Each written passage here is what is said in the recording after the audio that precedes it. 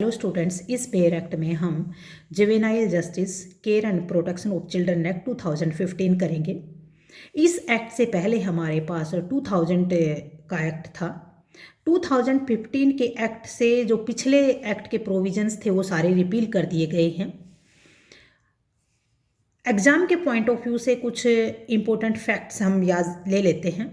जैसे ये act number 2 2016 है। इसको असेंट 31 दिसंबर 2015 को मिली थी।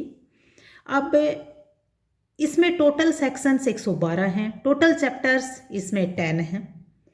जब हम सेक्शन पर जाते हैं तो पहला नंबर चैप्टर है प्रीलिमिनरी चैप्टर। उसमें सेक्शन 1 सेक्शन 2 शामिल हैं।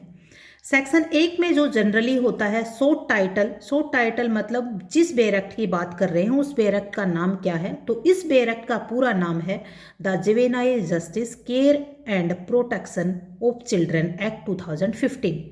प्रीलिमिनरी में राजस्थान में आ जाता है।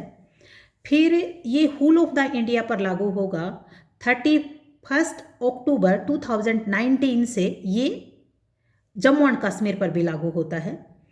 फिर इसको असेंट कितने को मिली थी? 31 दिसंबर 2015 को असेंट मिली थी। अब जैसे सेक्शन में होता है कि ये कब कमेंसमेंट में आया, तो 15 जनवरी 2016 को कमेंसमेंट में आया था। फिर उसके बाद इसमें सेक्शन 1 के सब क्लोज 4 में हमें बताया है कि ये जो जेजे एक्ट है किन पर लागू होगा। तो जेजे एक्ट दो तरह के सिचुएशन में लागू होता है। एक सिचुएशन यदि चिल्ड्रन कन्फ्लिक्ट विद लॉ हैं, यदि कोई भी बच्चा या बच्चे विधि के साथ उनका कन्फ्लिक्शन है, यानी कोई भी जो लॉ का प्रोविजन है उसके अगेंस्ट उन्होंने काम किया है, तो हम किसी भी बच्चे को क्रिमिनल ना कहकर, अक्यूज ना कहकर कन्फ्लिक्ट विद लॉ कहते हैं। तो उनके लिए क्या प्रोसेस अपनाया जाएगा? भाई उनको जब अरेस्ट करते हैं तो अरेस्ट वर्ड का यूज नहीं किया गया है, अप्रीहेंशन वर्ड का यूज किया है।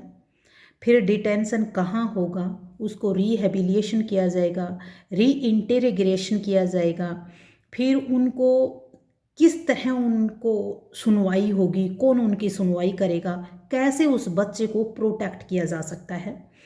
दूसरी situation children in need care and protection. जिन बच्चों को केयर एंड प्रोटेक्शन की आवश्यकता होती है उन बच्चों के लिए भाई किस तरह उन बच्चों को प्रोटेक्ट किया जाए, किस तरह उन बच्चों को रिहेबिलिएट किया जाए, किस तरह उन बच्चों की, जैसे जिन बच्चों को आवश्यकता है, मान ले कोई बच्चे सड़क पर होते हैं, उनके पास घर नहीं होता, होमलेस चिल्ड्रन होते हैं, उनको कैसे प्रोटेक्ट किया जाए। कई बार बच्चों के माँ बाप उन बच्चों के लिए रिस्पॉन्सिबिलिटी पूरी नहीं कर पाते हैं, तो उनका कैसे ध्यान रखा जाए। कई बार बच्चे जैसे पेरेंट्स होते नहीं, ऑर्फन्स होते हैं, तो उनको कैसे प्रोटेक्ट किया जाए। तो दो तरह की सिचुएशन में बच्चों को प्रोटेक्शन मिलता है जेजे एक्ट में। और ये जितने फैक्ट मैंने बताए हैं वो सारे इम्पोर्टेंट फैक्ट हैं, प्रीलिमिनरी के लिए ज़रूर याद करो।